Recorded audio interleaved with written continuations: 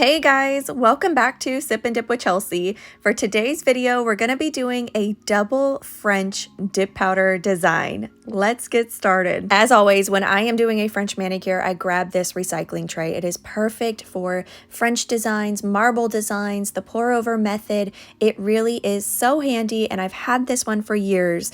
But as the name implies, this is a double French, so we're going to need two of these. So I went ahead and grabbed this other one here from Chiarosky. It's just a simple French manicure tray. Here are the two shades that I'll be using, both from Revel Nail. I felt they were very complementary of each other. And then for my sheer pink, I'll be using Erica. I went ahead and did a very quick one layer swatch example to explain something to y'all. It's really important when we pick these colors that the second color, so the shade up here, this purple shade, is lighter than the shade down below because we're going to be dipping in past it and we don't want it to stain the first shade. So for example, if this first shade was a white and we did a darker shade up here, it would stain the white. Another example, you can see this shade down at the bottom is darker than the second shade up here, which is this lighter green. I highly suggest practicing on a swatch stick first just to make sure that they don't stain or ruin the first color. So now I'm just going to pour my shades into my trays and then we're going to tap it on the desk to level it all out.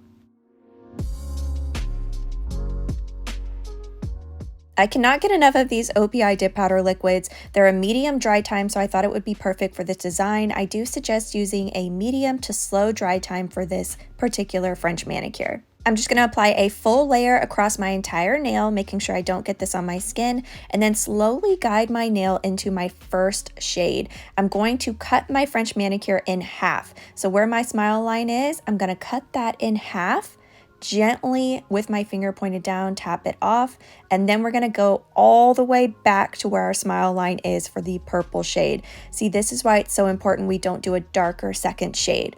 Then gently again tapping it off, we're going to pour Erica over top before that base liquid dries and tap it off. This is our first layer. Once it fully dries, then we can dust off the excess. It's really important that we level out our colors again before we get started. If you're moving on to do your other nails, now you would go on and do your first layer. For me, I want to keep this video short and sweet, so we're going to do our second layer. With your base liquid, go across the entire nail again and then slowly guide your nail into that blue shade, so your first shade. Once you see it line up where your first line was, then you're going to stop. So you'll see I'm just kind of rolling my finger a little bit side to side.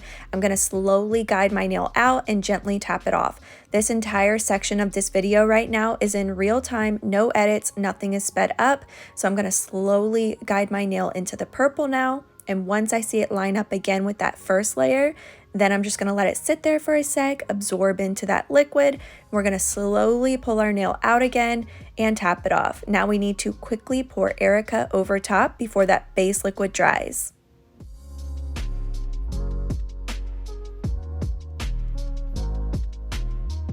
All right, we're done with layer number 2. Once it's dry, I'm going to dust it off. So now we need to encapsulate with clear so we protect it when we file, shape, and buff. So with the base liquid, we're going to do a full layer across the entire nail and then dip into the clear.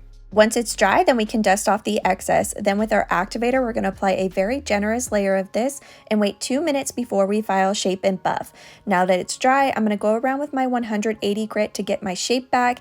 And then it's really important that we go across the entire top surface with the 180 grit side, because when we do a French manicure, we're dipping in and then pouring over, which can cause a ridge sometimes. So we're just going to smooth that out with the 180 grit side and then really fine tune it with our buffing block. Now let's apply our second layer of activator and let that dry again for 2 minutes before we do top coat. I like to use a dry napkin to rub it across the entire top surface. Then with my top coat, the first layer is going to be 3 quick strokes. Let that dry and then we can go in for our second layer. The second layer is more precise and detailed, getting all the way over to those sidewalls and capping off our free edge. All right, y'all, that is it. It is that simple. So if you've been trying the French design already and you want to add one more color to it, this is how you would accomplish that look. I hope you guys enjoyed this video today. I hope you have an amazing day and I will see y'all next week.